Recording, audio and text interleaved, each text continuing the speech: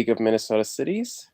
And so the League of Minnesota Cities would never be on board with kind of the Green Step Cities program being incorporated into the enforcement side of the MPCA.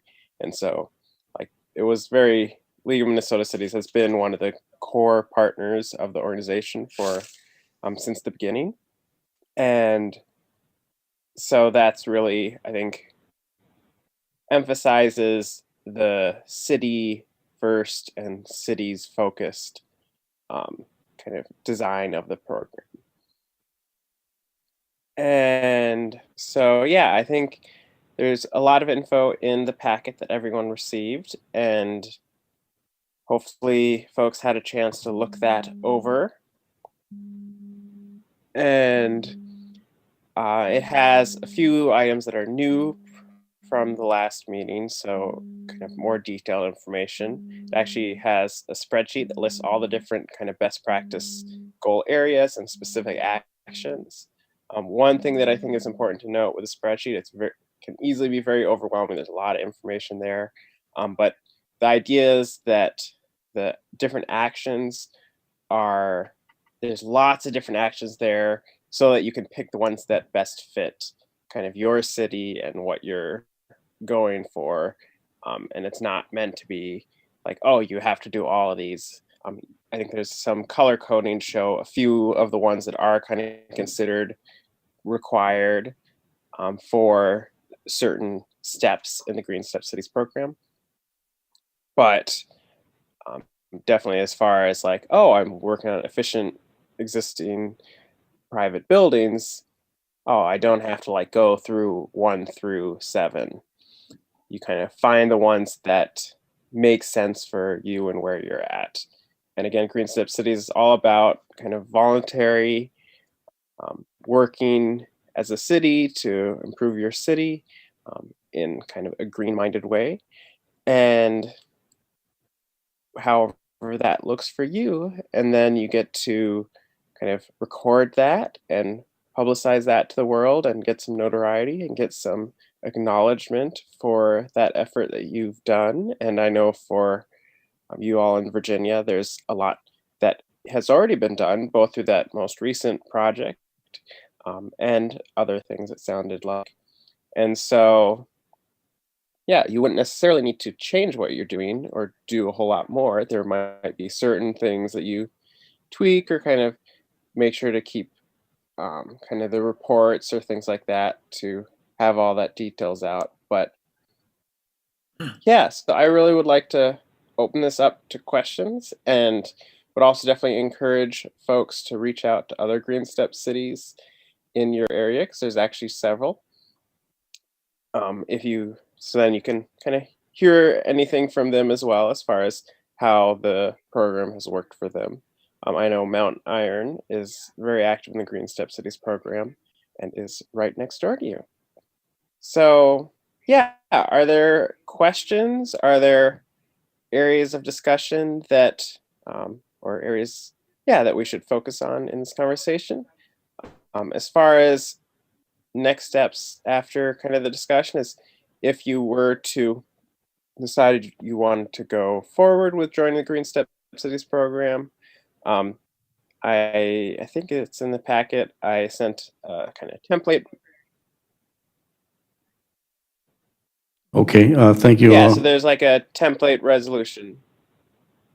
Okay, thank you, Mr. Abaz. I'm going to reiterate my question, and I would like a clarification from the last time we had discussion. First, looking at the map and the cities that you have signed up for the Green Step Cities, of all the cities that are compiled in the state of Minnesota, how many Green Step cities do we have on board right now? Is it around 50? I believe it's actually more than that. Do you know? Hearing myself echoing, it's very disorienting. It's somewhere close to 83% of the it's most of the population of the state. So 83% of the cities So are participating in the Green Step program, is that correct? I think it's about 83% of the population. So it's there's a lot of different sizes of cities, and so there's a number of cities in the metro area that are very large. So as far as all the little small cities in the area, I don't think it's 83% of those. Okay, thank you. And then I would like a clarification on the second point. You know, I have been vocal and try to be respectful about the Minnesota Pollution Control Agency and the relationship that we have with them. It's been a significant challenge trying to address some of the issues within the state of Minnesota. Now, they're being there for them being a partner in the Green Step program as a resource. The question is that does the if when we report or provide information about some of the Green Step activities that we have and we look forward to doing in the future with the city of Virginia. That information, of course, is obviously reported to the Green Step program in order to get some recognition and accolades for moving forward with taking a green approach in the long term for this program. And so as a resource, when I guess this is a question for the MPCA, but the information that we provide, is that information funneled to the Minnesota Pollution Control Agency? And if so, what is their role as a partner in the Green Step program? Yeah, no, that's a good question. Their role as a partner is kind of that one or two staff that are doing kind of the ongoing maintenance of the program to a large degree. Obviously, working in close collaboration with the other partners and with a steering committee that kind of guides that work and has the final say on everything. And so basically, kind of, yeah, when you're making your reports, when you're putting your information out there, the vast majority of those reports are kind of the meat of them, anyways. Usually it becomes public, or like at least kind of the summaries of them, or kind of what that work's been. Because that's, I mean, a part of wanting that acknowledgement is putting out there that we switched all of our street lights to LED, and this is how much energy that saved, or kind of this is what that meant for us. So there's not a whole lot of kind of privileged or kind of sensitive information that would likely be shared. The most detailed information more be kind of like the B3 benchmark kind of information of just kind of the the validation of your information. Okay, and And so so, just to follow up, Corey, so the Minnesota Pollution Control yeah, Agency, once the information is provided, they're part of this as a partnership. They're, as part of their partnership with Green Step, they're not an enforcement arm of a Green Step city program or use the information provided by a city for some potential investigation of enforcement of some things we have not done. Is that correct? that is correct. They do not use it for the enforcement. The staff at Minnesota Pollution Control that are kind of a part of this program would only use that information to kind of verify that it meets the particular best practices that you're doing, so that you can kind of have those checked off and get the little stack of boxes to build you up. And thank you. And then I have one more question. Is your steering committee, what is that made up of? How many members and where do they come from? Yeah, the steering committee is made up from the different kind of partner organizations, and as well as some kind of community members. And it's really like, I mean, like most steering committees are, as I imagine you're familiar, it just is guiding the broader mission of it, and was initially created by the kind of partners that brought it all together, basically just as a way of maintaining the integrity of the program and maintaining um, the kind of ongoing adjustments that need to be made. And so, like, every year, kind of as the time goes on, they've made slight adjustments to best practices or kind of added different ones to adapt to new environments or new things that cities are doing. And so it tries to be a very kind of actively engaged acknowledgement program rather than kind of something that becomes dated quickly. And so the steering committee helps to, yeah, be able to have a diversity of inputs that kind of guide that work. Okay, who appoints this steering committee, and is there a structure, and is there a term limit, or is there terms with respect to that? I do not actually know who appoints right now. I will look that up right now. And as far as term limits, yes, my understanding is there are term limits. Okay, very good. And as you research that later on down the road, I don't want to take up a bunch of everybody's time here. So you've answered my questions for me. Thank you. We'll move on to the rest of the council. First, those who are present here, Councillor Baraboo. Colby, I have some questions that are going to be probably hard for you to answer. My concern is, with all the dealings, and I've been on this council for 26 years, the MPCA is an issue with myself as a councillor. They have put in controls into this city once we've started and done things and completed with their controls that have been recommended. My concern is I don't want to see anything with this organization that has to do with the MPCA. I do not like the MPCA, period. They put in mandates that are not achievable at times, that cost the city money. And I look at all the things that are in this, and I cannot believe that they would not use some of this information for furthering their programs and adding on to their programs that they have and that they mandate to the cities throughout. And small cities have a hard time doing things. We have our own comprehensive plan, number 2, that addresses a lot of these issues. I do not want to see local control taken away from the city. You say it's voluntary, but I've been around long enough to see these voluntary programs become mandated by state legislation, et cetera. And I have a big concern about this. B3 requirements are another one. We know if we start new projects, in certain cases, they got to be done with B3, but not all projects have to be done with B3 legislation. We've done a good job already in this city. We've put in the LED programs and other programs, and I want to see the controls stay here and not someplace else and have to have it looked at by other organizations.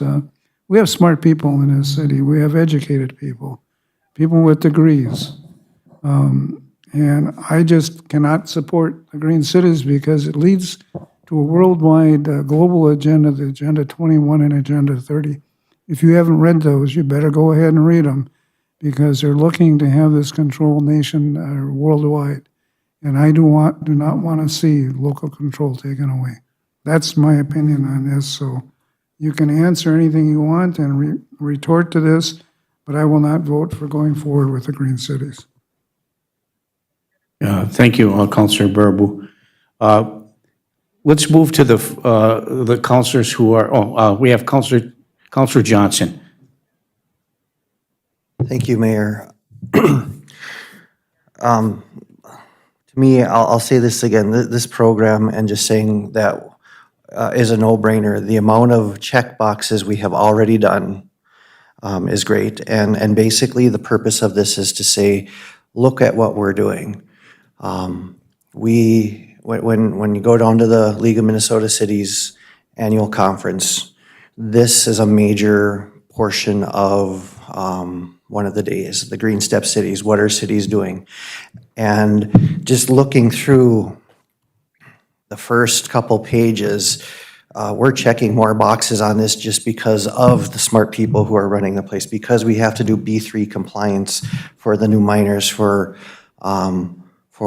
state funding. One of the boxes is to work with schools or other organizations that any future buildings will be B3 compliant. Well, we know that the 3 schools they're going to be building are all B3 compliant already.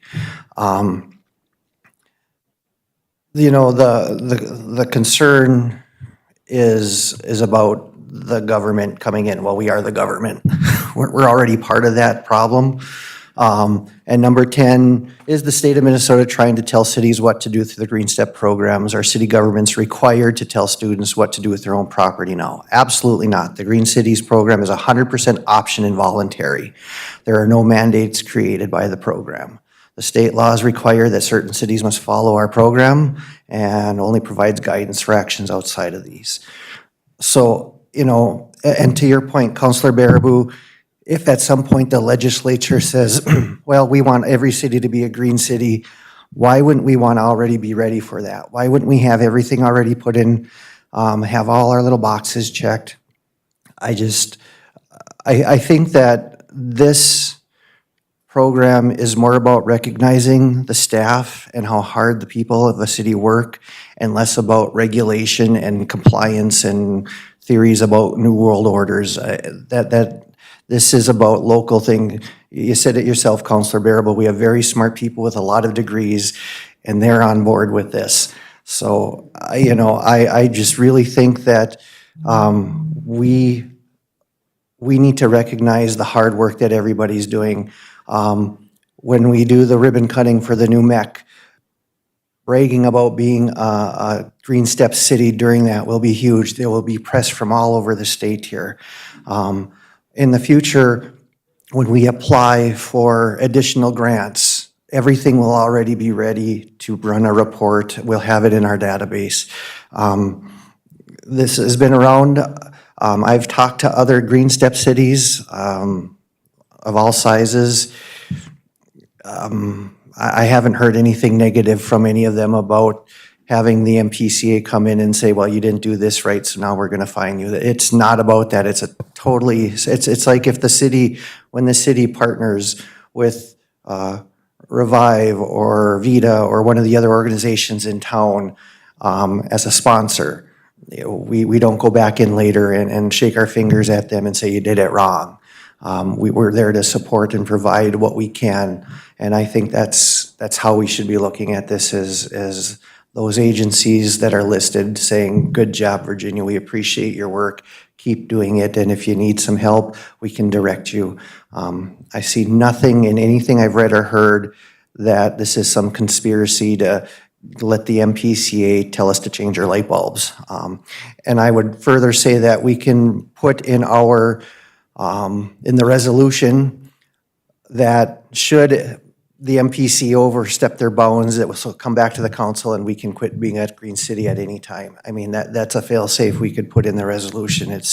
We don't have to adopt this resolution. As he said, it's a template to base off of. So I really think we need to move forward with this for our staff and for how hard they've been working on making Virginia a healthier city, both with the LED, with the farmer's market. All of those things count towards being a Green Step city. Thank you. Okay, thank you, Councilor Johnson. Before we go to the phones, Councilor Baraboo, did you have a clarification? Yeah, Steve, I did not say anything about the individuals that have the knowledge and the base and the education. I did not say what you alluded to, that they all agree on this program and they're all for this program. I did not say that. If you listen to me, I said that we can make our own decisions on this. We have the capacity and the knowledge to do this. I have a concern. I've been around here a long time, a lot longer than you, and I've seen these things that become voluntary, become mandatory throughout stuff. And the state legislature, yes, can do stuff and change things at their will. And the only way that's going to be stopped is if we fight through this with our legislative bodies and stuff and disagree. You can see what's happening in the state of Minnesota right now with the split up of our two of our legislators that are going independent now of any party. And this is because of things that are happening in this country. And I'm concerned about these voluntary programs. They all become mandatory in the end. I've not seen one that has not become mandatory over my years on the city council when you sign up for them. That's my position. You may not like it. My position is I'm not for this. Okay, thank you, Councilor Baraboo. Let's check with the other councilors on Zoom. Councilor Paulson, any questions, concerns, or comments regarding the Green Step City designation? Excuse me. Thank you, Mayor. I was just listening to everybody, and I really appreciate the clarification with the MPCA not being part of this on the enforcement side. So the way I'm kind of viewing this is it's almost like a yardstick. And every time that our city goes through and completes a step, we move up on a yardstick. Would that be kind of a fair assessment on that? Yeah. So in terms of, you've got a listing of best practices and how to conduct those best practices. And as the city of Virginia moves forward with different projects, we would just get, like you state that they're boxes, but if I use the yardstick, we're just basically moving up on that yardstick in terms of our accomplishments. Is that also a fair assessment? Yeah, and I think one piece of note that is, in my mind, you would be moving up that yardstick even if you weren't a part of the Green Step Cities program, but by being a part of the Green Step Cities program, there's kind of a network of other cities doing similar work to help support you moving up that yardstick and to kind of recognize you for the accomplishments that you've made through like the League of Minnesota Cities annual gathering and such. Okay, thanks. And then I guess the other question that I had would be more from the city side in administering the program. Sorry, there's a big echo. Can you hear me okay? Yes, you hear loud and clear. Okay. So from the administrative side or administering the program, how much time would be involved from city staff, and what would that look like in terms of the cost to the city for entering into this program, just regarding staff time and this voluntary board? How often does that meet, and what does that look like? And just some of that financial piece. I understand there's no cost to be a part of the program, but the ancillary parts that our city staff would have to participate in, is there an assumption on that? Okay, thank you. Britt? Yeah, I think I can answer that. Okay, let's have our city minister answer that, Colby, first, about, what our internal issues are, Okay. and then move over to you, if that's all right. Sounds good. Thank you. Britt? Answer to Councilor Paulson's question about financial burden, or is it going to be a challenge for us to be part of this program, as far as your perspective is with respect to any financial burden we might have to overcome? I don't believe so. Okay, thank you. Colby, Mr. Abbas, could you please address Councilor Paulson's question? Yes, absolutely. I think Green Step Cities program is very much designed to scale to the energies and interest in how much capacity and how much excitement the city has for this type of work. And so, like, kind of the minimum required amount of participation is that Green Step Cities asks for is just to have a designated person that's a kind of a part of the city workings. Doesn't even have to be staff. It could be a board member or a community volunteer, but having somebody locally that has connections and is the designated kind of point of contact and coordinator of the Green Step Cities work for that city. So that's kind of the main ask. Green Step Cities also encourages cities to have a committee, either an existing committee that gets charged with this work, or kind of a new community committee that's created to kind of support that coordinator and to support the staff throughout the Green Step Cities and efforts and best practices. And they found that cities that have a green team, as they're sometimes called, are a lot more effective in kind of keeping the momentum going as staff turns over and kind of the natural transitions that happen in cities. But again, that's kind of an optional addition. So really, it's just kind of a staff person or community member or council member that's that kind of named coordinator, that's kind of that point of contact for any of me as the regional coordinator if I hear of things going on or opportunities, or just checking in. And then by that coordinator or other staff as much time or effort as they're able and willing to put in. And again, most of that time will be in actually doing the projects that you want them to do. And we try to have very little of that be the kind of reporting side of things and kind of interfacing with Green Step Cities. So there's no regular meetings or anything like that. Okay, does that kind of answer your question? Apparently, Counselor Paulson, this is something staff can absorb without any additional cost or compromise of any time associated with that? Yes, I think that answers my question. I think maybe we could have a little bit further discussion as a council going forward about what that would look like. Just even the experience of being on the design team and, you know, having the meetings and getting back to the council on time to be able to vote and to create resolutions. You know, it's another step. So I think I'd like to have a little bit better discussion with our council as to how we would go about in structuring this if we choose to move forward. Thank you, Counselor Paulson. Counselor Beyondich? Thank you. Yes, it's interesting to hear the different points of view. And I think I would be more comfortable also talking a little bit further amongst the council just to make sure that we're all have a consensus on this before we actually make a resolution today. Thank you. Okay, thank you.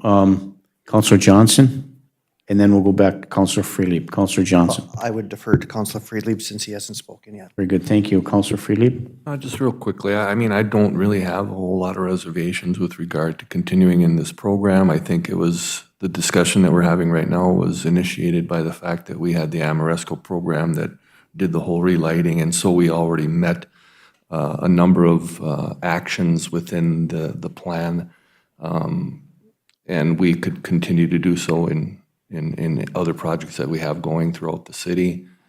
I personally don't think it's an opening for the MPCA to, you know, have further oversight on our city to potentially impose, you know, regulations or unfunded mandates. Although I may be naive to that and it could occur, but I don't anticipate that.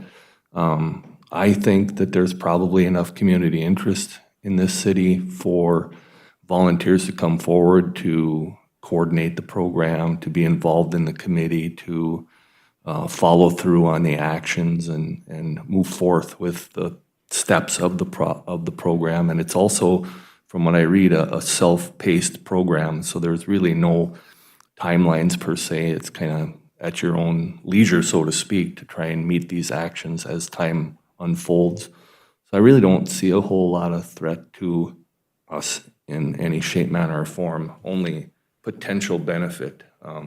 Like I say, I may be naive to those threats that are out there and existing, but from my standpoint, I don't see a reason why I wouldn't want to go ahead and support us being involved in this. I don't think it's going to burden our administrative staff. I think they're going to be able to defer to other people in the community to assist them in doing the things that need to be done to see this through, and I don't see it being of any financial burden to the city as well. So I really don't see a whole lot of things that are negative towards pursuing and continuing in moving forward with the Green Step process. Thank you. Thank you, Counselor Freelieb. Counselor Johnson. Thank you, Mayor. I would volunteer to be the point person on this and to coordinate the community. Councilor Friedlieb's absolutely right. The folks that run the farmers market, the Rutabaga project, all of those things that are already in place are already part of the steps that we're doing. I would have no problem taking the time to learn how to put stuff into a database if that's what it needs to be. I think this is about, again, moving the city forward. And I think that Excuse me. Uh, Hello? Yes, Pam? I keep, oh, Who was that call? Something Asked? just happened and I lost all volume, so Can't hear you, Pam. you can't hear me. What Can was you your? hear me now? Better. Okay, it just went out for a minute there. It was a loud static and then it sounded like something happened. So, but I can hear you now, I believe. Okay. Counselor Johnson, All right. please continue. Thank you. Thank you. I think we're just at the point where I think I would like to have this discussion and finish it, and if we're going to do it, we should move forward. The concerns are, I understand the concerns, but again, there's nothing, this is not a contract. We're not locking into the next 40 years of doing this. We are voluntarily reporting things we already report. I don't see anything in this list that's a city secret. Nothing in this list that would trigger any concerns. They're all positive moves. We're not reporting that,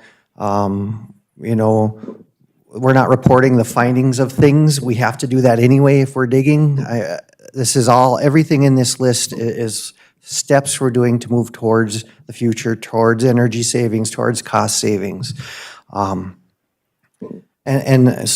I will make the motion that we direct city staff to work towards creating a resolution that is amicable to the council so that we can be part of the Green Steps program. And again, I volunteer to be the point person in the communications and coordinate if we so choose to do a green team or whatever. I'll support that motion. So the motion is,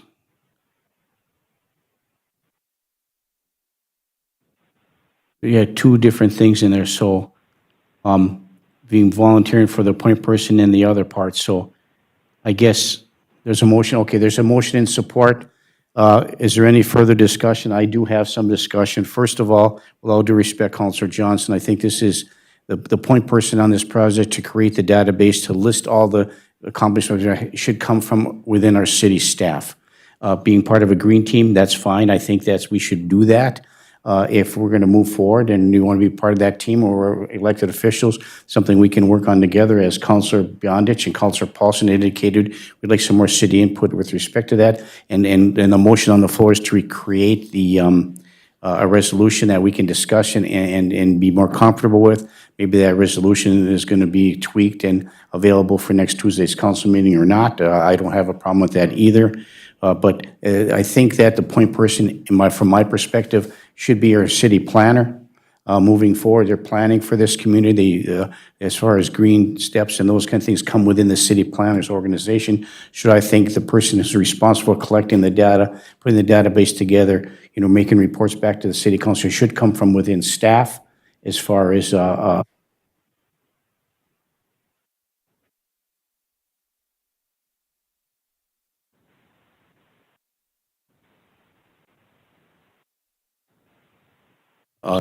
that's concerned, but, we can always put an internal team together, which would be maybe a representative from the city council. We can look at that structure as well. So the motion, I would support the motion about creating the document as a resolution moving forward for us to consider as being part of the Green Step program. That part of the motion I can support. The other part about being the team coordinator, I think that I would like to see that in a separate part of the motion if that's possible, Councilor Johnson. Yeah, Mayor, it was just to move it forward. I'm just volunteering. I don't want to be appointed at this time. It's just a matter of letting you know that there is interest from the council. Okay, very good. Thank you. So, Pam, you have the motion on the floor? Yes, I do, Mayor. Thank you. Thank you. It's been moved and supported. Is there any further discussion? Councilor Bearable. Yeah, I had some further discussion. Colby, you alluded to, and this is the question that hasn't been answered yet. Who determines the best practice? I'm looking at the list of things that are on here. You've got all kinds of categories. You've got comprehensive plans, land use. You've got things in here for housing. All these things that are counterproductive to what we're working on. We're working on a planning and zoning ordinance right now within this city that we have not approved.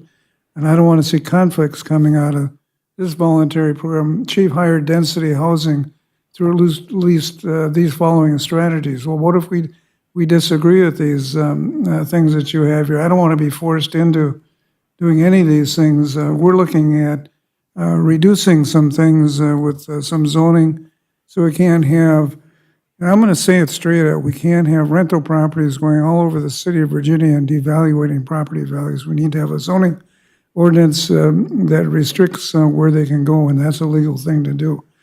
So I have a lot of problems with what I'm reading here, and I don't know how many of the council have read every one of these things individually, and I want to have more discussion on this with our staff and with our fellow councilor.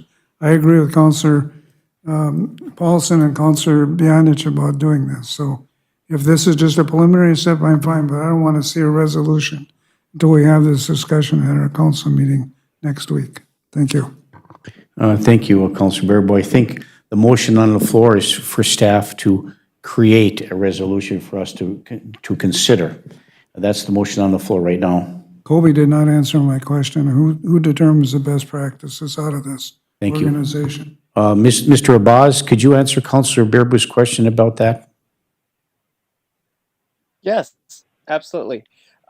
So the questions are, and the different best practices and the different possible actions are created by the steering committee. And that steering committee is made up of all the different partners, including CERTS, who I'm a part of, and the League of Minnesota Cities. The MBCA is a part of that, but they're a small part. They're one of many different organizations on that steering committee.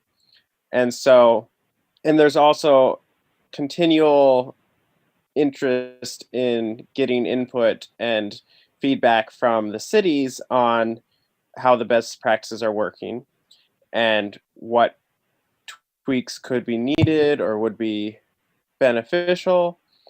They're also all optional. And so like if there's ones that don't fit what you're trying to do as a city, then you don't do that action, and that's fine.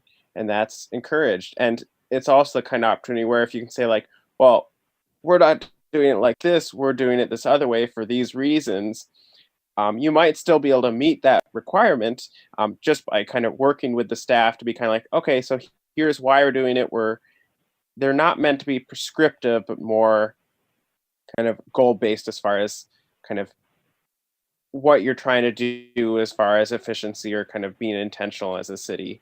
And so, yeah, any best practices or best practice actions that don't fit your city, you shouldn't do. And that's encouraged within the program.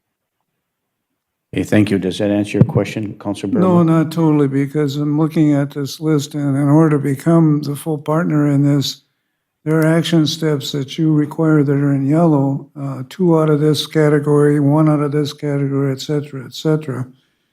You can go on down your whole list. You got air quality involvement in here. You got all kinds of stuff that are on these lists. Complete at least 1 here, complete at least 2 here actions. I think we absolutely need more discussion on this before we vote on it. I would like every counselor to read each one of these items, take a look at it, bring your questions. And I would like to get a list of that steering committee so we can have that for our discussion to see if there's enough rural input into this versus big cities. And from your 83%, it doesn't sound like there is a lot of rural input. So I'd like to see that list of who's on that steering committee. Thank you. Okay, thank you, Councilor Bearable. Councilor Johnson? I counted about 14 ifs or options. And what I will do in my own time, from what I know, is I will go through and I will figure out what we've already done. And present that so that Britt can distribute that to understand. Again, Councilor Bearable, with all due respect, you're only reading one column. There's two columns. It's the list of ideas, and then there's the list of ifs and options. And it's about, there's 4 steps to the Green Steps program. Yes, if we wanted to be a 4-step city, we would do everything on here and, but first of all, I know we don't have the budget for it.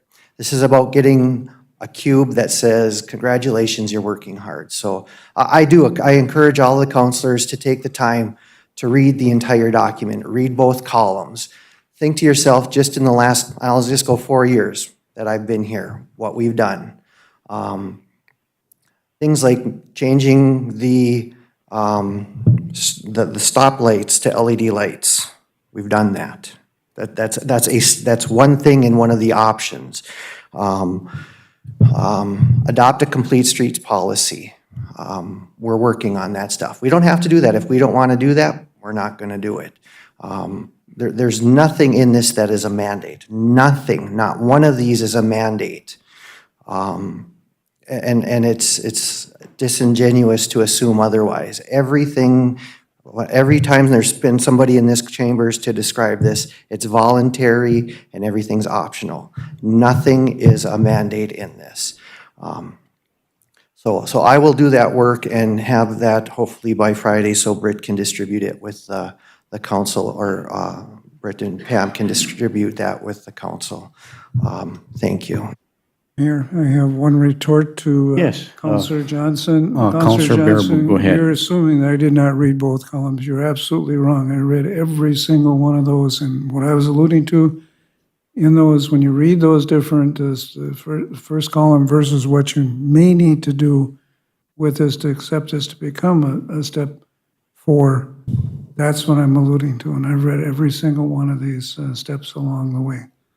So I took plenty of time to do this last night, and I do not, no, I won't go there, okay? I just want to have more discussion on this before we vote on a resolution to accept this.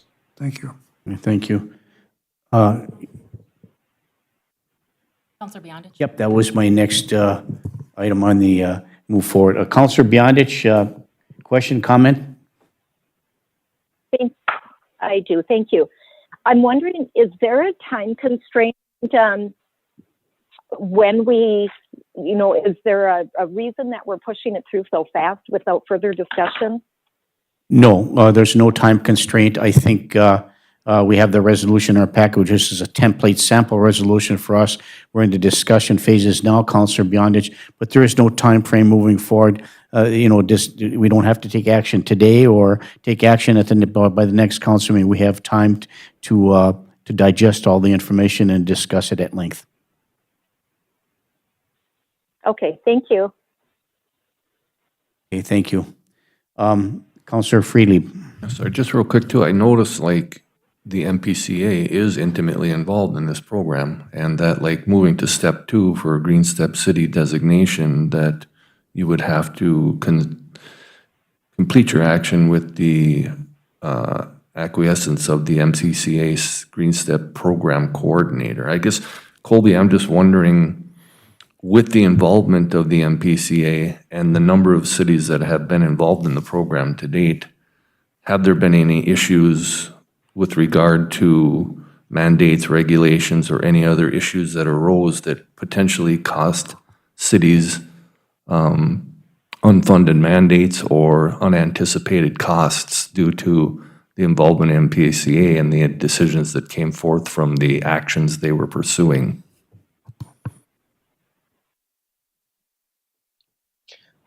Short answer is no, there have not been any there's been no enforcement things or anything like that through this program. And yeah, it's a pretty, yes, there's staff from MPCA, but it's a pretty small role in it all. And so, yeah.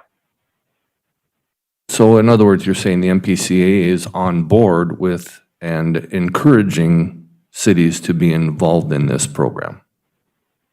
If they're working in concert with Green Step? Or are they actually a big brother overseeing this program from a different level. That's what I'm concerned about. No, they're in a supportive role for this program. They are not leading the program. They are just providing resources to help it succeed. And so if anything, the LMC is kind of the biggest champion of the program.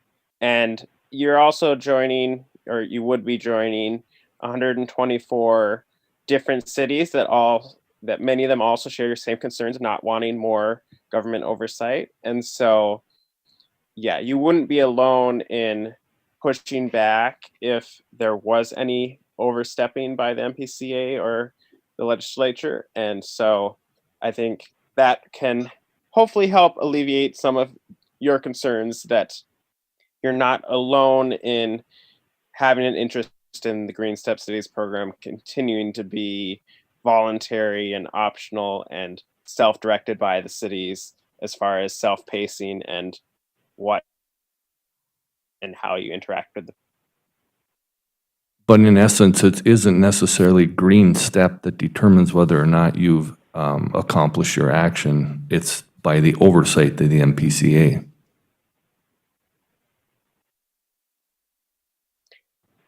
Is what I see. It's okay. Yeah, I mean, if I'm understanding your question correctly, that how you determine kind of what projects you do and how you do them. The staff of the Green Step Cities, some of which are MPCA, some of which are not, kind of work with you to determine which best practice, or if any, work that you're doing kind of qualifies for, and how that steps you up that yardstick as far as acknowledgement within the Green Step Cities steps and program. Okay, thank you. Thank you. Councilor Beyondich?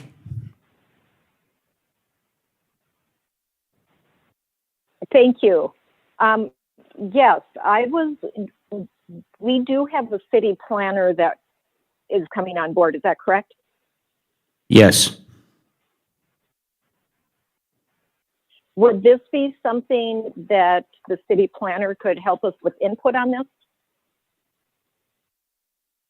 This is the mayor. I would say yes. I think that's part of a city planner's job based upon my experience at other communities that I worked with. So, Britt, would that be something? Okay. Yes, and Britt says yes.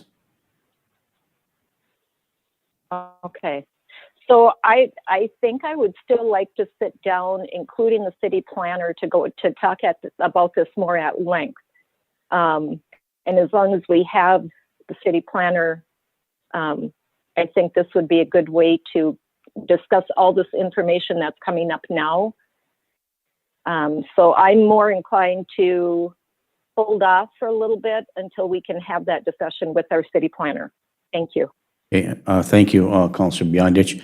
I think the motion on the floor, and I'm going to ask Pam to repeat it, by Councilor Johnson and supported by Councilor Freely, is to direct staff to put together a resolution for us to take a look at and consider.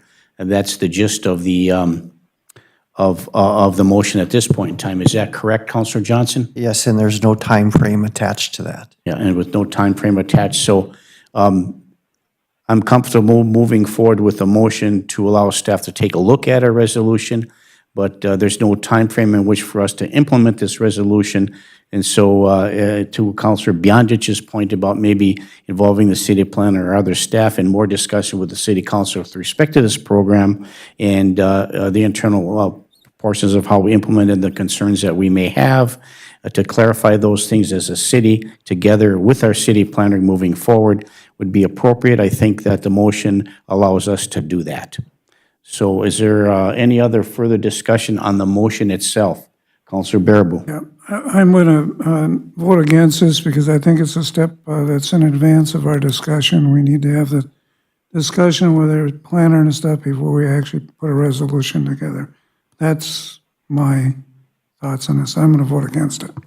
Okay, thank you, Councilor Baraboo. Any further discussion before we vote on the resolution? Councilor Paulson?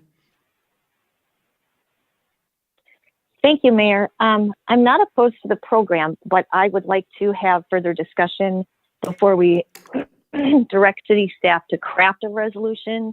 I would also agree with Councilor Beyondich that I would like to have our city planner on board with this discussion. And then as we have that discussion, be able to then craft the resolution according to the discussion. And again, I'm not opposed to the program. I think for me, it's more the structure of, what we're doing with that department and what the overall picture might look like. And I'm more inclined and to feel more comfortable having that discussion continue and include our planner before we have our staff create a resolution. Thank you, Councillor Paulson. Councillor Johnson? I would amend my motion then to start that process once the planner is on board, so that it is ready to go when the planner is on board. My concern is that this gets voted down because of a time frame and will not be brought back, and then the discussion falls away. So I would amend my motion to include the city planner once on board. So the amended motion is to craft a resolution once the city planner comes on board and discuss that with city staff to make a presentation on their recommendation moving forward. Is that correct, Councillor Johnson? Yes, Mayor, thank you. Thank you. And you will amend your second to I that will motion amend as my- well? Yes, I will. Councillor Friedlieb seconds that motion. Pam, did you get the amendment to the motion? Okay, thank you. Okay, it's been moved and supported with the amendment. Is there any further discussion? Hearing and seeing, yes, some discussion? I got it. Councillor Barnzelli. I have a question. Is there a time frame for this, No, Sir Johnson? no, There's, no. The motion is with no time frame. Is to have staff work on, the resolution is to have staff work on the resolution with the city planner when the city planner comes on board, discuss the issues with respect to the Green Step program with our city planner, and then come back to the city council with a recommendation in the form of a resolution if proffered for taking a look at joining the Green Step program. a yes or no question or answer? And it could go into the summer. Would it take that long? Well, it depends upon what the agenda for the city planner is, but the goal and objective is to start the process early according to the motion in order for us to be ready we be further ahead in discussion with our city planner with respect to that, so there'll be less of a delay moving forward. Thank you. Thank you. You're welcome. Okay, so it's been moved and supported. Is there any further discussion? Hearing and seeing none, all One more those, clarification, if I may. Councillor Paulson. Go ahead. Thank you so much, Mayor. Sure. Just one more further clarification. That means it will be brought back to the council for further discussion. Is that correct? Yes, that is correct. Okay, I'm totally fine with that. Thank you so much. You're welcome. So it's been moved and supported. Any further discussion, Councillor Friedlieb? How soon will Mr. Sullivan be on board? That's what I'd like to know. When, Sherry, could you answer Councillor Friedlieb's question? I know there's a background investigation moving forward, so once that's completed, could you have a time frame on that yet? He's going to be in town next week, and so I'm hoping that we can get some of the pre-employment physical and stuff done, fingerprinting. I would, hopefully 2 weeks from now. thank you. It just does take that while. Sure, within a couple weeks, and the background investigation is moving forward, and then he'll be in town for the physical and the fingerprinting with respect as required by law. Thank you. Does that answer your question, Councillor Friedlieb? Very good, thank you. It's been moved and supported. Is there any further discussion? Hearing and seeing none, all those in favor signify by saying aye. Aye. Aye. Aye. Aye. Opposed? No. Pam, would you please take the roll call?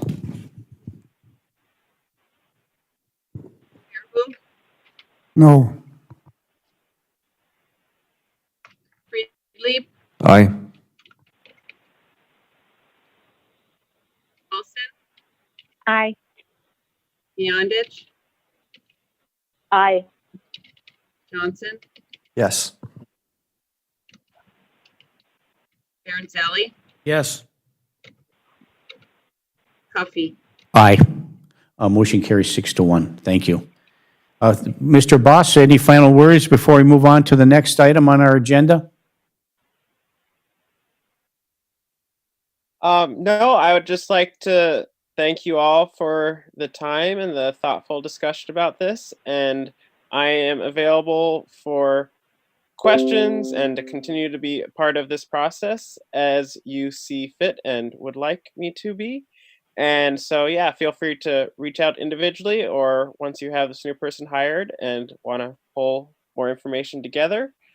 I'd also encourage you all to, look through all the resources that were given to you ahead of the meeting and specifically the frequently asked questions. There's a lot of information there that relates directly to some of the different questions folks were asking.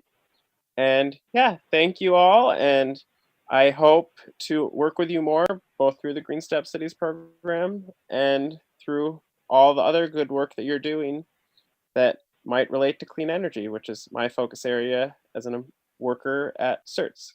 So thank you all, and feel free to reach out anytime, phone or email. Well, thank you, Mr. Abbas, and we appreciate your time and efforts here today. Okay, thank you. Let's move the next item on the agenda. Britt? Yep, the next item on the agenda is discuss the Miners Event and Convention Center pricing proposal for event equipment and ice rental. Thank you. We have Mr. Brian Silber, our Park and Rec Director, along with the Lundin Group, who is our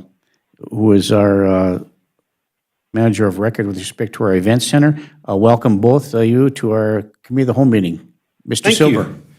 Good morning, Council. As you are aware, we are moving forward with construction of the MEC, and things are going very well there. And we brought the Lundin Group on board in order to book events for the MEC. One of the steps, one of the hurdles that we as a city need to jump through before we can start booking events is to have a pricing structure for what those groups and organizations will pay when they are booking an event at the MEC. So the Lundin Group gave Tyler the chore of doing a nice little research product, which he did a thorough job on researching all of the different venues, not only in our area, but within a several 100-mile radius of us, comparing what rental rates are. We then came up with a pricing structure and presented that to the Park and Recreation Commission, which approved it with the caveat that we do have the ability to revisit this in the future if we determine that the rates are not in line or that we are encountering some issues with our pricing structure. In your packet, you have a document that the Lundin Group put together outlining the pricing proposal. And at this point, I'm going to turn the rest of the presentation over to Tyler to tell you more about that document in your packet and answer any questions. Thank you, Brian. Tyler, before you, I just have one quick question. You know, this pricing structure that we have in our packet that you're going to make a presentation to us today, Tyler, Brian, is this in line with what we consider to be moving forward with our financial pro forma? Yes, it is. And that was one of the things that was taken into consideration. Thank you very much, Brian. Tyler, welcome. Yes, thank you for having me. I appreciate it. Over the last couple months, we did a comprehensive study regarding venue prices across the state. There was a total of 24 different venues. There was 19 in Minnesota, and there was 4 in North Dakota, excuse me. Decided to do a few in North Dakota. I look into outliers, so it was good to have an idea of that. Some of the venues were very, very big in comparison to the MEC. However, all the prices were determined by looking at the sizes of the ballrooms and the different meeting rooms they have. We put this pricing structure together. We think it is very affordable and very appropriate to have this. And let's see here. We looked at a few of our biggest competitors, and that would be the Giants Ridge as well as Fortune Bay Casino. And we thought that they would be the biggest competitors, so we kind of priced more off of that. And that's where you'll see the pricing on the bottom there. Okay, thank you. And as we move forward, and for the public's edification, this is public information that we're proposing at this point in time for council action and recommendations from the Lundin Group, from our Park and Rec Director, Park and Rec Commission. And so we reviewed all these things, and we've all had an opportunity to take a look at it. So the question I would have is that, is there like some bulleted information that you could provide to the general public, or just read right now some of the different components that we're looking at? What a rental for the ballroom would be, what a rental for the ice, hourly ice rate would be, those kind of things. So just some snippets of examples. Yes, the main ballroom price, we're looking at about $1,400. Then the ballroom sections are broken down. It can be broken down into 4 different sections. So we have that by $350 a section. If you want to add 2 of them together, it would be about $600. And then if you want to do 3, it would be $900. And then it breaks it down by classroom. Meeting rooms, $250. And then for combined, for both of them, it would be $400. Boardroom, $150. And the lobby/entry, which can be used for rental space as well, which would be $650. And the arena would be $750.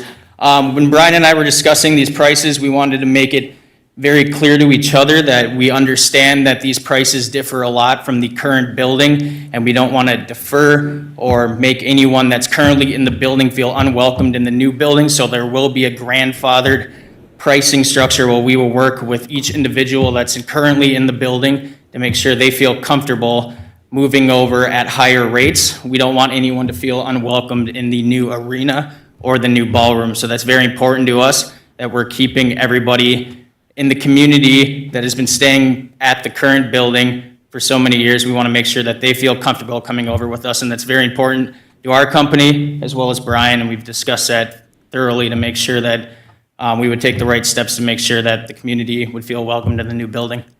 And so these rates that are being proposed, and I would ask you to iterate one more rate, and that was the ice time costs.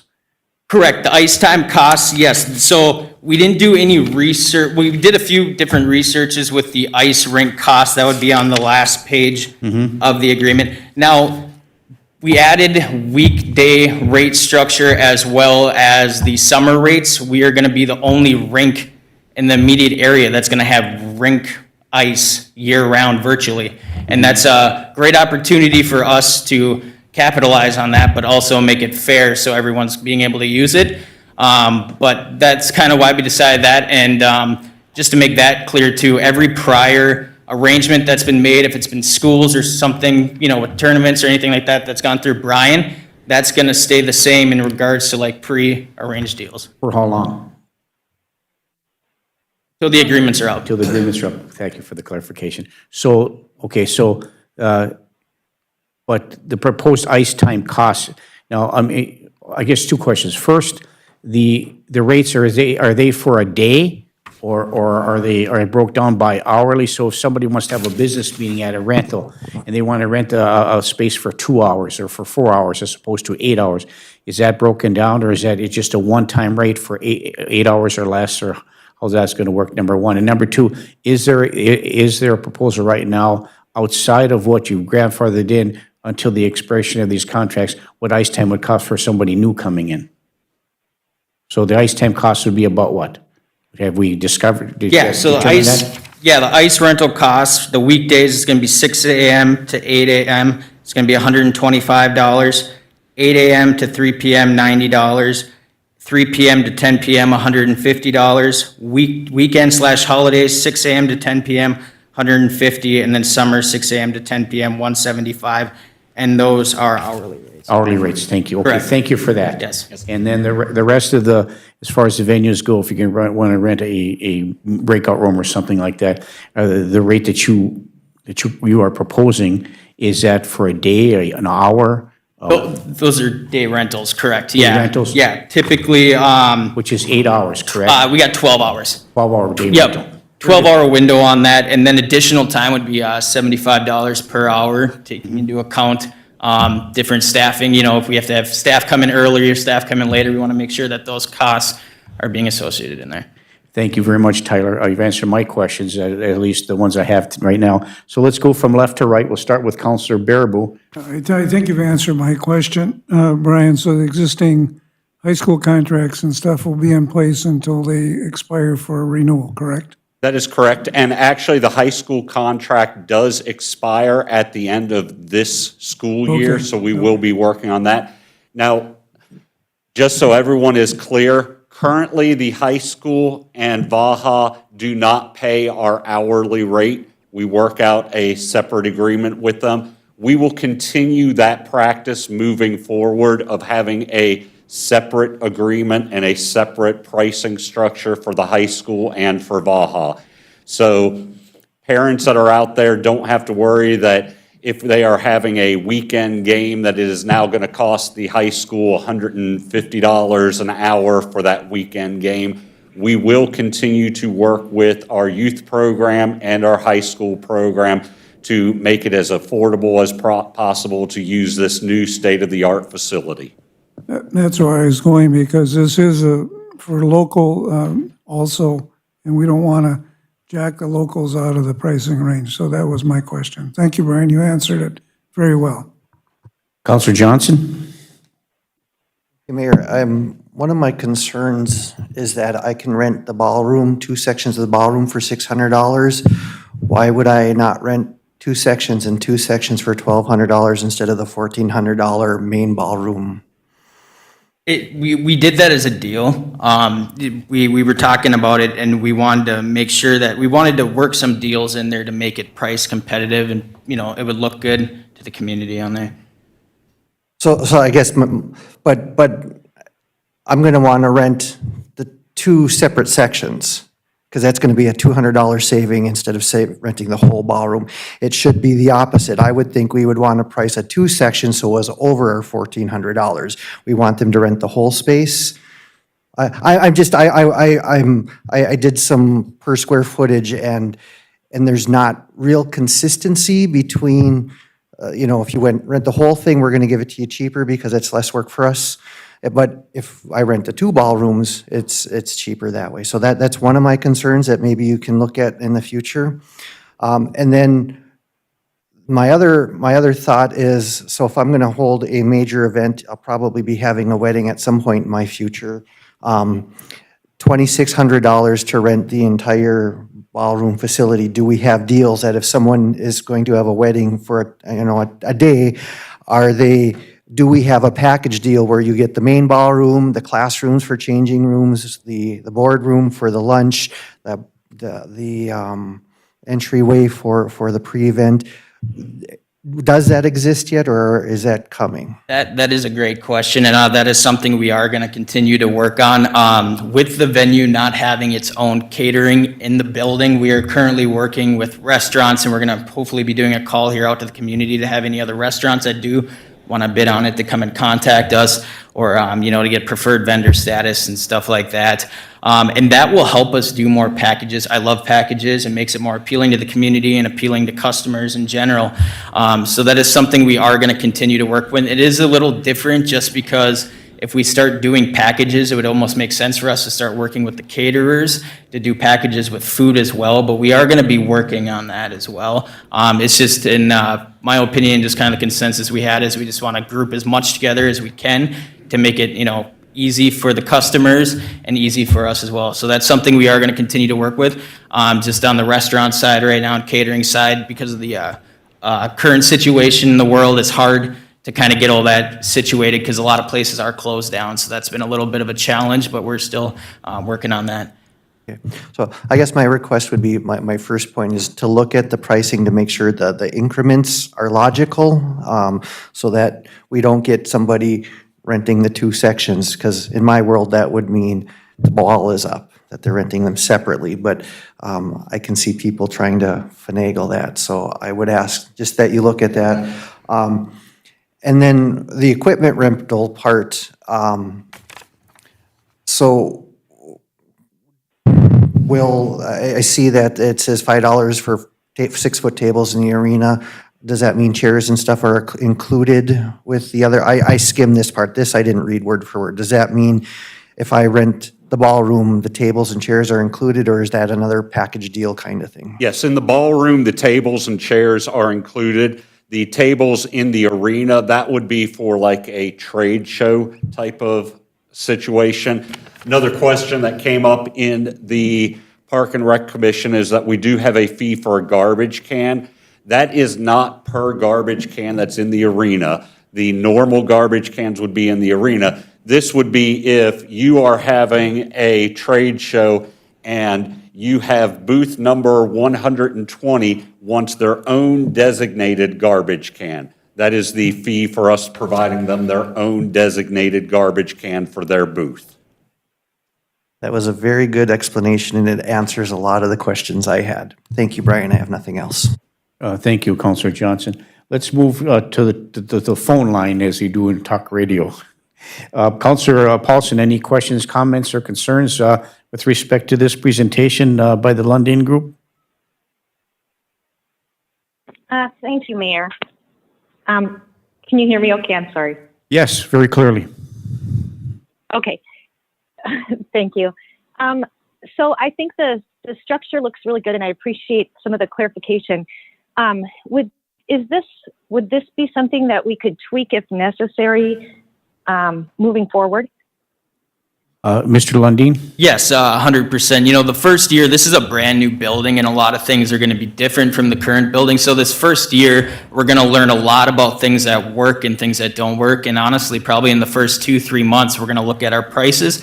We may look at a few, structural things that we have in other aspects of the building that we're going to want to change. The whole point of this presentation was to just kind of have like a baseline of pricing, knowing that as we get that historical data on the new MEC, we're going to make some changes, and that's pretty normal for this type of situation. Okay, thank you. And because I noticed a lot of it is like a la carte. And so like if someone's having a wedding and they want to do confetti, or they, are going to use the kitchen, I'm wondering if there's different packages that could be created instead of that a la carte item checklist. Yes, in terms of the packages, we're going to continue working on that. As I stated a little bit earlier, when I think of packages, and I come down from the cities, and just with my experience with packages, you want it to kind of be like a one-stop shop, and that's going to have a big impact once we start continuing the conversations with different caterers in the area, because we do want to keep all the business local with, local restaurants, local caterers, decorators, as much as we can. And once we get to that point, we're going to be able to put more of these packages together. The prices may change a little bit when it comes to a package, but that's something that we're going to have to look at once we finish these conversations with the caterers. All these items on this list are based on an individual basis, but they can be, the way we package them and price them is that they can be included in a package. That's kind of the way that we designed when we were looking at the prices, to make sure that they were flexible if we wanted to do a package, that it would work out that way. But we really want to contact and keep these conversations going with the caterers and the restaurants in the area, so we can make one giant package. So we can make things a lot easier for the customer. The one thing that I don't want to happen is to have them go through me for everything else and then send them over to a caterer, and then there's no more communication. Communication is really big with me and our company, as well as Brian. That's something we stride on.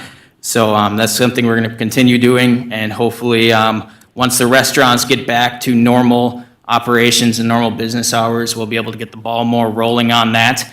But that won't defer us at all from renting out the building, as long as we have some type of pricing ready to go. It's just going to be the finer details in regards to the food that may have to be backburnered until we do get more communication with the restaurants in the area, just because of COVID-19. It's been a little hard.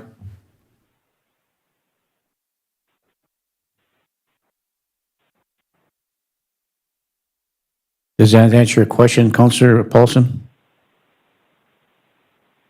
Yes, it does. Thank you very much. And I appreciate that flexibility. And I'm really encouraged and excited to see things coming together. So thank you very much for all the work. Yeah, thank you. Appreciate it. Thank you, Councillor Paulson. Councillor Beyondich? Thank you. I think everything has been answered. I had some questions, but I think they have been clarified already. So thank you for all the hard work you're doing. Okay, great. Thank you, Councilor Beyondich. So the purpose of this is just to discuss this, the pricing, for our use, to give us an idea where we're going with our pricing. And as you develop this pricing further down the road, you'll be looking for council action then, or are you looking for council action now? We would actually like council action now to adopt these initial prices. Okay? We will be coming back in the future with some more package pricing to include in these rates. But this gives us a baseline to start with so that the Lundin Group can actually be marketing when they receive phone calls of, I would like to book event A in the building. This is a baseline so that we can start giving people a price rather than saying, we'll have to get back to you. Thank you. So in light of your investigation and your research from the Lundin Group and your discussion with the Park and Rec Commission and with the in compliance with the financial performer that was developed early on, and I think it's a good plan moving forward. And so I'm looking for some council action with respect to this request by our Park and Rec Director and the Lundin Group for the MEC. Councilor Johnson. I would move that we authorize the presented pricing plan with the option of always changing it later, but I will move the current proposal. I'll support. Councilor Johnson I'll moves. support. Councilor Johnson moves to approve, and if we may, we have two supports. Let's run it. Let's support Councilor Paulson. Is there any further discussion? Hearing and seeing none. All those in favor signify by saying aye. Aye. Aye. Aye. Aye. Opposed? Motion carries. Thank you. Thank you, Brian. Thank you, Tyler. Lundin? Thank you. Okay, next item. The next item on the agenda is authorize the use of excess joint service equipment grant funds for purchase of extrication equipment for the Mountain Iron and Virginia Fire Departments. Chief is coming in. He's on a phone call. I'll be here in a second. So the question I have is that we have extrication equipment already within our police, our fire department. It's been utilized. So my question only would be for the chief, is this replacement or expansion of the extrication equipment because of the coordinated efforts of Mountain Iron and Virginia? It would be extra equipment, is my understanding. And the reason that we need to approve it is this is the joint grant that was awarded to both Virginia and Mountain Iron. There is no funds coming from Virginia. Perfect. That was, But they need our approval to do that. and I was just looking for the clarification on if it was extra or replacement, that's all. So that's good use of the funds, and it's a grant process. So Fire Chief, I don't need any more explanation for that, but I guess I would look for council action unless you'd like to wait for the chief to come in and make a recommendation. Councilor Baraboo? No, I don't. Britt, I just have one question. That would be located in Mountain Iron, this piece of equipment, correct? So we don't have to dispatch two Correct. sets of equipment, Correct. correct? The intent is, we are still hoping that the shared services are still going to happen. And so Yeah. we'll have extrication equipment in two facilities, so we don't need to pull it from Virginia all the way over to the other side of Mountain Iron. We can grab it from Mountain Iron and bring it. Yeah, that's what my understanding was this. I have no problem either, Mayor. Okay, thank you. Councilor Johnson? I would move that we authorize the using of the grant. Councilor Johnson moves to authorize the use of the excess joint services equipment grant fund for the purpose of purchase of extrication equipment for the Mountain Iron and Virginia Fire Departments. This equipment will be located in Mountain Iron, no cost to the city of Virginia, supported by Councilor Barnzelli. Is there any further discussion? Hearing and seeing none, all those in favor signify by saying aye. Aye. Aye. Aye. Opposed? Motion carries. Item 3 has already been taken care of, Chief. We'll move on to item 4. Item 4, the next one is also chief. Authorize installation of Permar access control system for the fire department, and patiently waiting on the phone, we've had David Corder from Permar, and we also have Chief Lewis here to discuss the situation. Okay, thank you. And I did have some preliminary discussion with our city administrator with respect to this. and the request, and looking at the process moving forward on with the new joint public safety building, which hopefully will be built. So the question is, what is the investment cost associated with this, and how we're going to move forward? But I was assured by our city administrator and through Permar and Mr. Corder, I'm sure you'll go through this process with us, that this is implementation of this system can be transferred to the new public safety facility if necessary. So we'll move on to Chief. Yes, absolutely. Okay, thank you, So Mr. all this equipment, Go ahead. it's similar equipment that's being installed at the city hall right now, and all of this can be transferred to any. I'm losing you guys. No, we can hear you clearly. You clearly.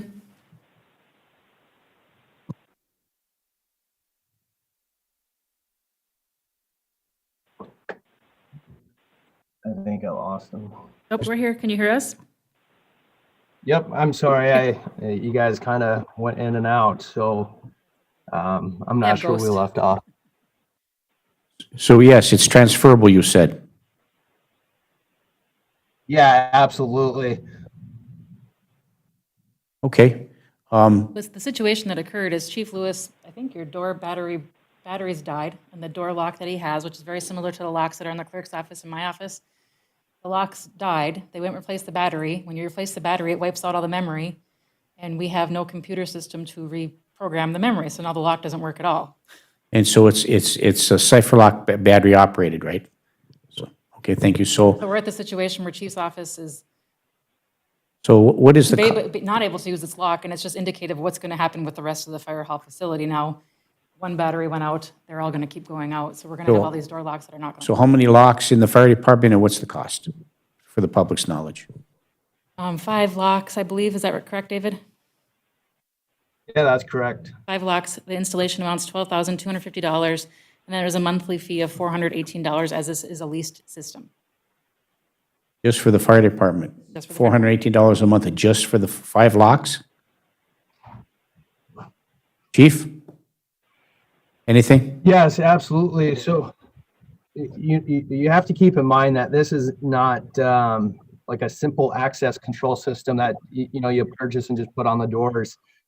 It's a system that's going to be integrated in with the system that's being installed at City Hall. That way, any access you put on any building can all be integrated together. You can use same key cards for different doors, and it's made by Software House, so it's more of a much bigger, intricate type of system than just a small system that that kind of like you guys have right now. If I could, that you'll just have a lot more access, a lot more control of all the doors on the system.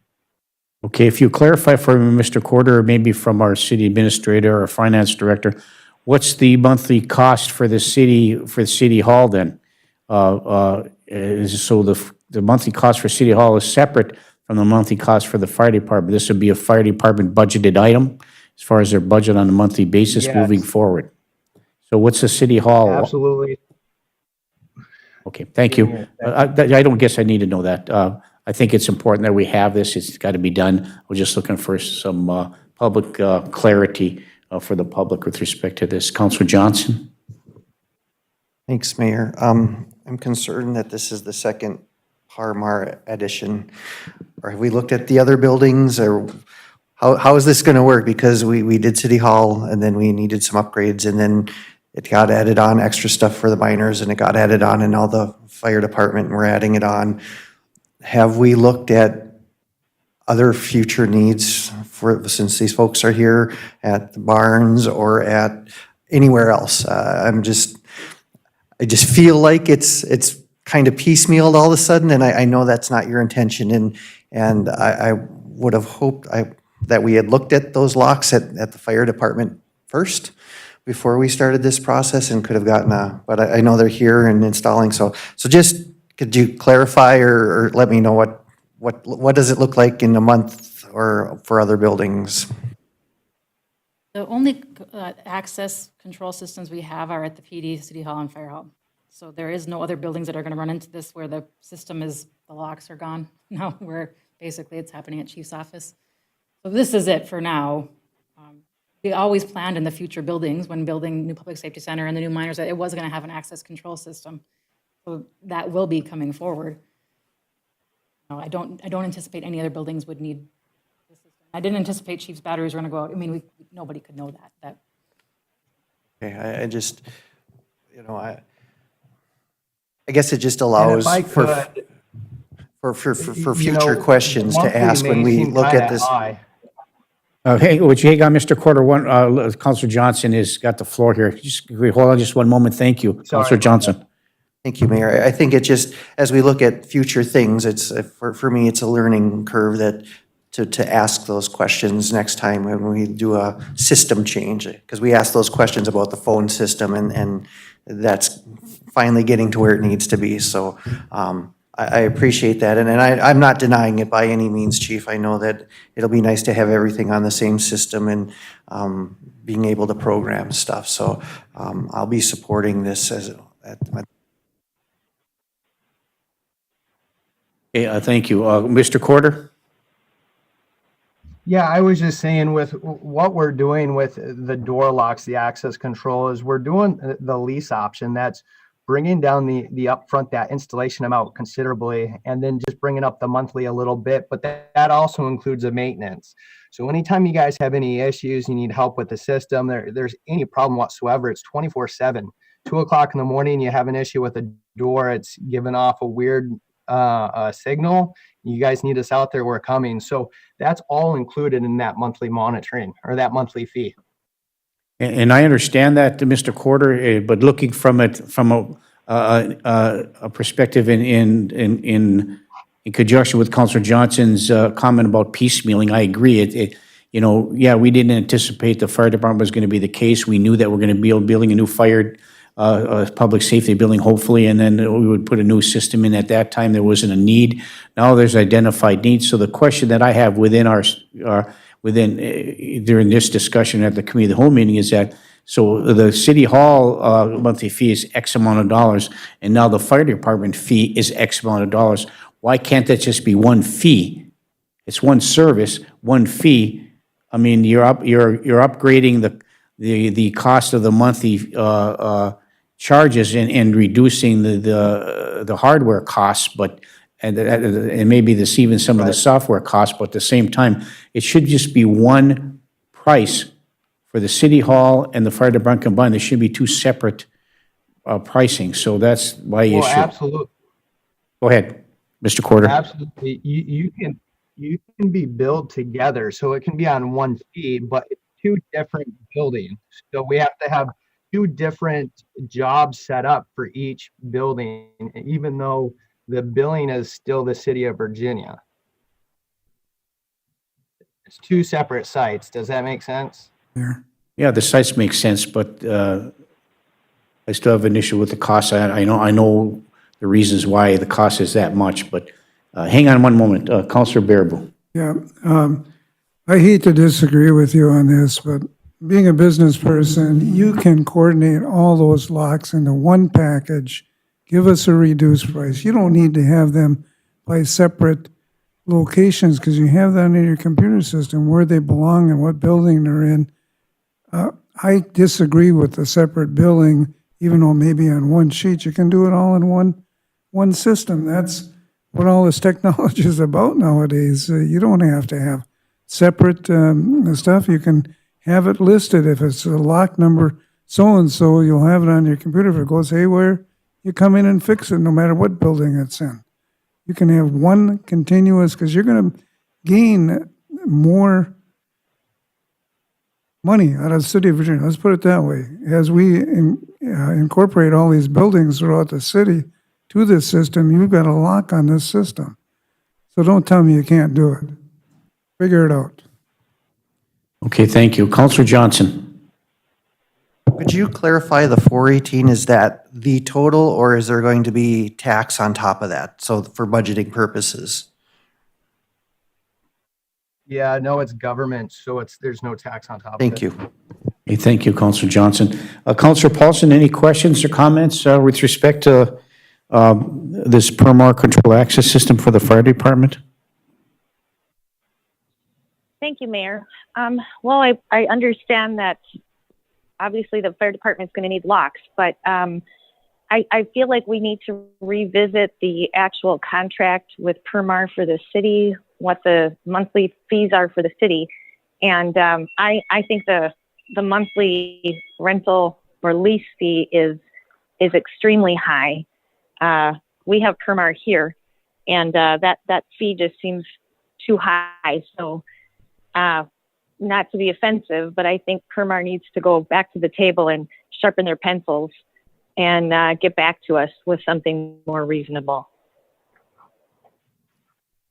Okay, thank you. Counselor Beyondich? I have no questions. Thank you. Thank you. I just make one more comment, then I'll go back to Mr. Corder. I have a lot of angst about, the $418 a month, no question about that. At about $90 a lock or whatever it's going to cost, to service one lock for a month on a computerized basis with a software package, and I don't want to belabor the computerized card access system we had at the airport, which is very similar at the Minneapolis Airport, similar to what we have now with Permar. The costs associated with that was a long time ago, but there was a cost benefit for that. And I think for the fire department, they need these locks. It's a cost benefit for them for safety reasons, for a variety of purposes.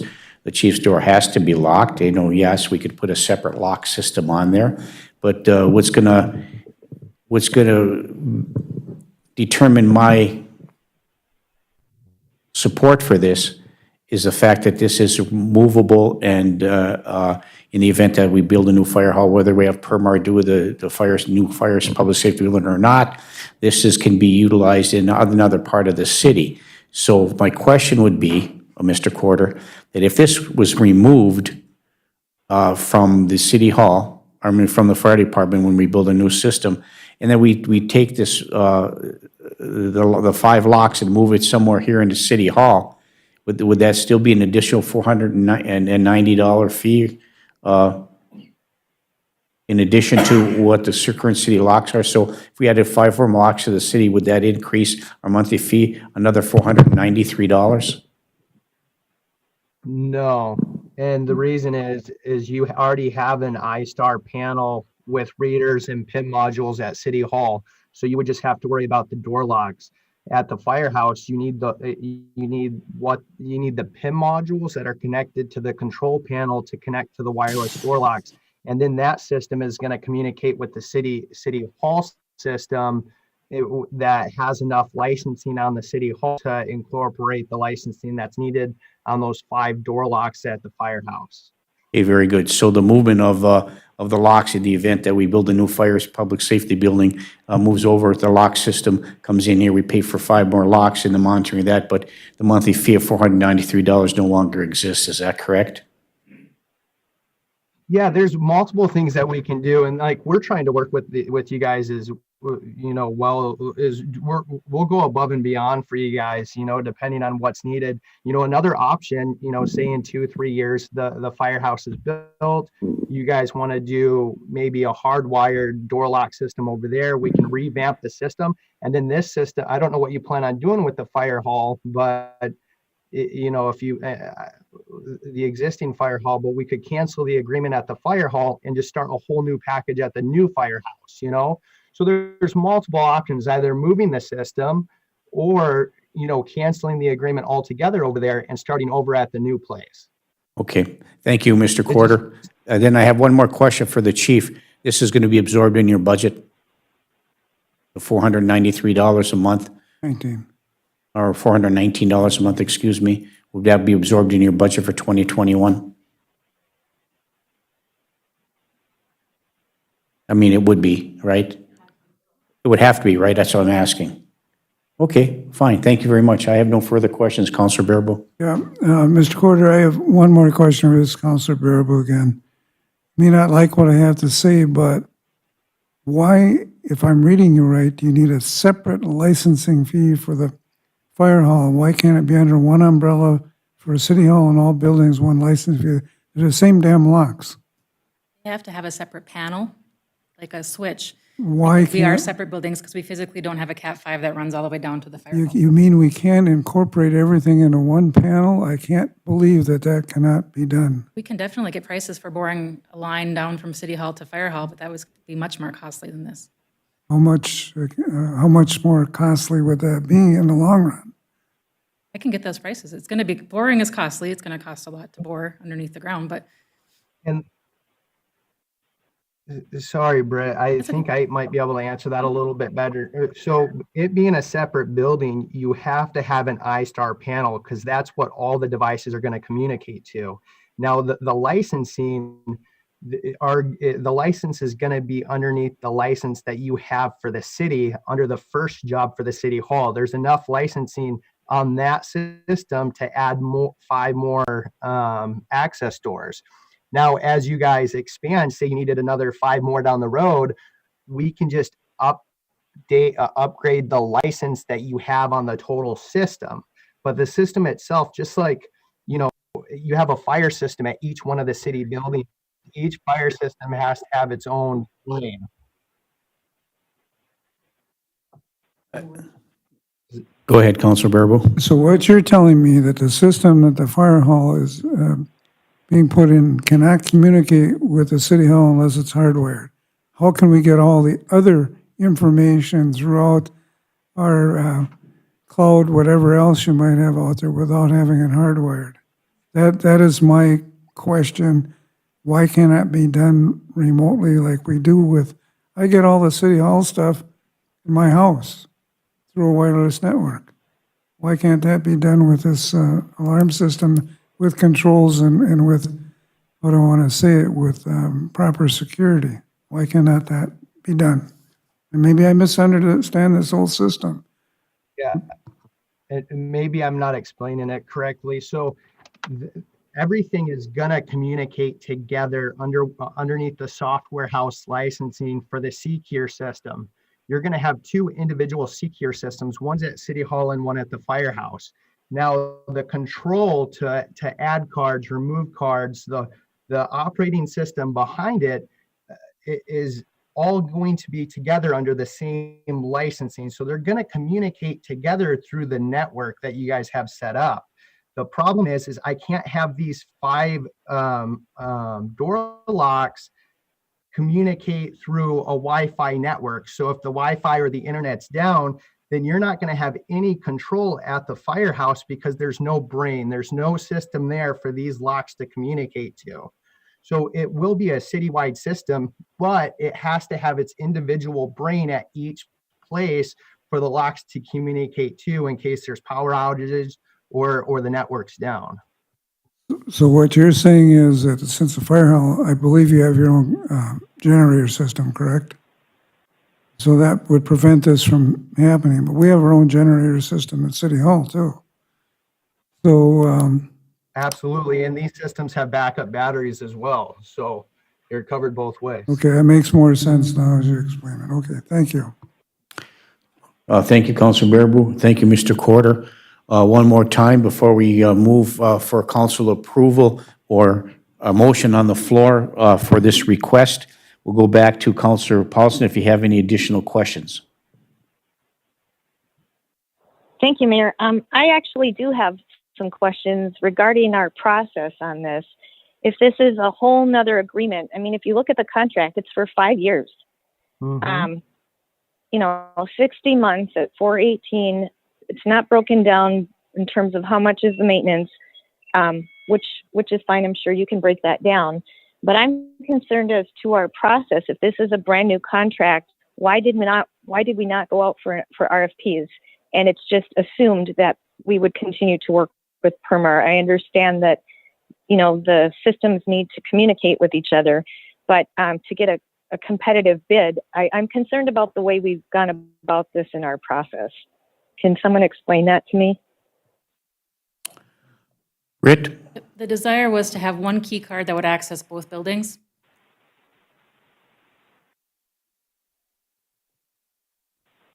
We wanted we wanted to use the same system. The desire, but what was our process in getting to this? Our purchasing policy does not require that we have to go out for RFPs for this because of the dollar amount. But I certainly can get another quote if that would be the council's request. But realize it will not communicate Well, with the city hall system. I'm just saying, right, that we might be able to receive more competitive bids if we actually go through the process. We sure can. I just am more concerned that it's a 5-year contract at $418 a month, and that we don't necessarily follow processes, and that's concerning to me. Mayor. Thank you, Councilor Paulson. Any other questions or comments? Councilor Paulson? Well, I guess I'm just not going to support this. I know we need locks, but I can't support this amount, even if it is, coming out of the fire budget. I feel like we need to do more due diligence. Okay, yes, thank you. Councilor Baraboo? Yeah, Councilor Paulson, right now, the cost is not an issue with this. It's a professional service that we've agreed to. They're already here installing in city halls, so to bring in and do this all over is a waste of our time and money, because they can install a fire department at the same time at a lesser cost than going out and getting bids again and wasting time for this company, because they're already here, correct, doing this, as far as I know. So it's already being done in City Hall. We've got some of our locks that are already deactivated in City Hall. I know that because I tried to get in one the other day and couldn't get in. So I think this is something to look at in the future again, but right now we need to go forward with this. I asked the questions I needed to have answered and why they can't do certain things.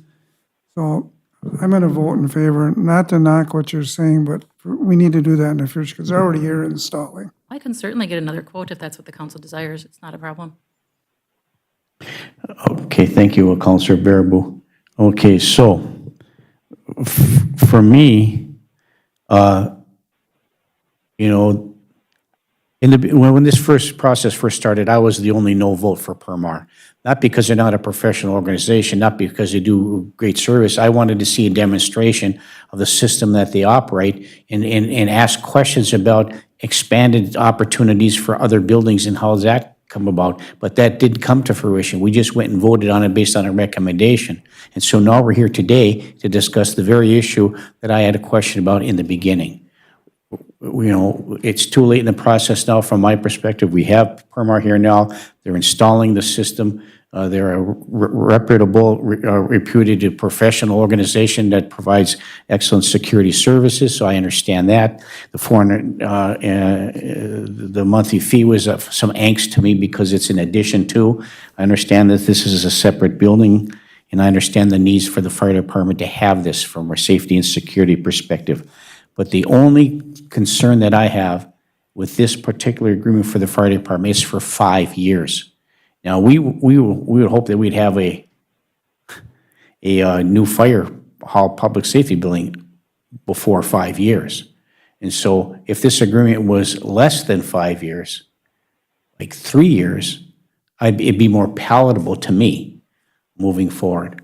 So I'd like to see that happen, but that's a personal perspective. But bottom line is, after all the rhetoric I just expounded upon, it's a need the fire department has. It's for a period of time. I wish it was less cost per month. I wish it was less time frame which moving forward. But from my understanding, Mr. Corder, before we move forward, that we have a 5-year contract, but that could be adjusted based upon our needs moving forward. Is that correct?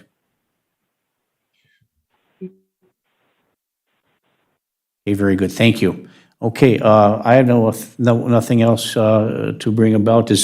We're looking for some council action here. There is item number 4 on the agenda is to authorize the installation of Permar access control system for the fire department, 5 locks at that amount that's prescribed, which is what, $409 a month?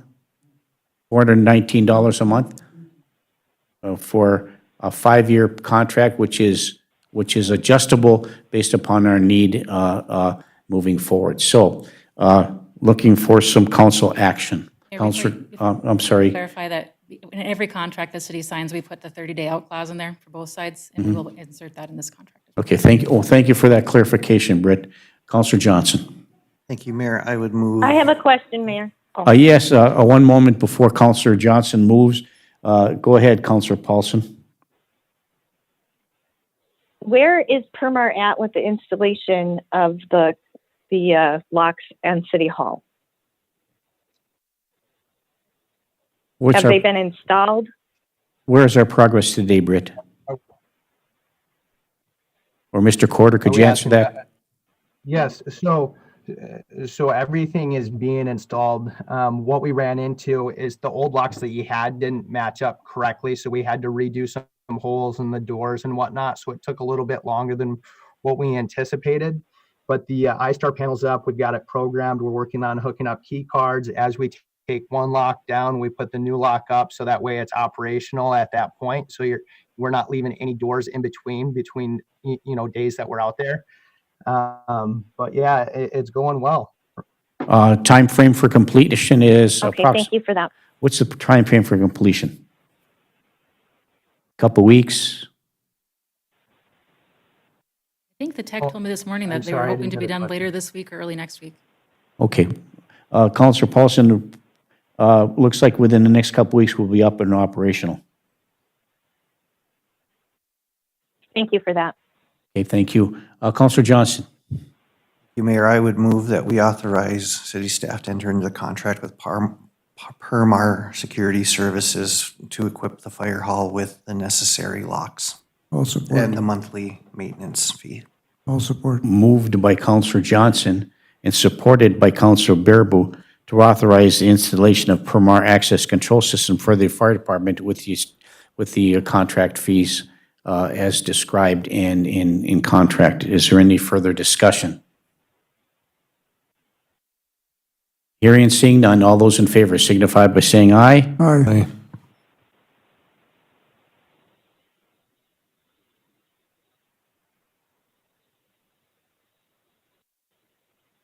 Counselor Paulson?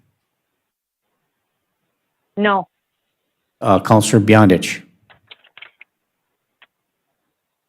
No. Okay. Pam, would you please take the roll call? Ridley, Aye. Beyondich, No. Paulson, No. Johnson, Yes. Baranzelli, Yes. Cuffey, Yes. Baraboo. Yes. Motion passes. It's an expenditure on a contract. Motion passes 5-2. Thank you. Thank you, David. Thank you, Mr. Corder. No problem. Thank you guys, and I will speak with you, Britt, later on today. Good, thank you. But, yeah. The next item on the agenda is item number 5, authorized purchase of a 2022 Kenworth Model T 440 garbage truck chassis and a 2021 Heil Body Rapid Rail 20 cubic yard garbage truck body. It's a 2021 capital purchase, and we do have Bill Hennis, our Public Works Director here. And that we have money in our garbage fund in which to accomplish that purchase. Do we, Sherry? Yes, this is for 2021, so it's Right. budgeted. Great, thank you. Bill? Bill Hennis, our Public Works Director. Bill, any other comments, questions, concerns? Hi, Council. No, nothing, just to let you know, we've been working with our vendors in the area on this for now. Ed started this before he left. This will be for a new garbage truck. We will go with a conventional left-hand drive. If you look at our garbage trucks right now, they're all right-hand drive, but Kenworth has come up with a new truck layout and system that our drivers like. And subsequently, if you look back to 2018, the price of this new Kenworth is about $10,000 cheaper than having our other trucks, when we buy them, converted into a right-hand drive system. Very good, thank you, Bill. Mr. Hennis, thank you. Any questions or concerns or comments about the request of item 5 to authorize the purchase of a 2022 Kenworth Model T440 garbage truck with chassis and 2021 Heil Rapid Rail 20 CY garbage truck body, which will be a 2021 capital purchase, which is budgeted for in next year's budget. Looking for council action. I would move to purchase the Model T44 garbage truck chassis and the Heil Rapid Rail garbage truck body. Moved to approve by Councilor Friedlieb and supported by Councilor Barnzelli. Is there any further discussion? Hearing and seeing none, all those in favor signify by saying aye. Aye. Aye. Aye. Opposed? Motion carries. Thank you.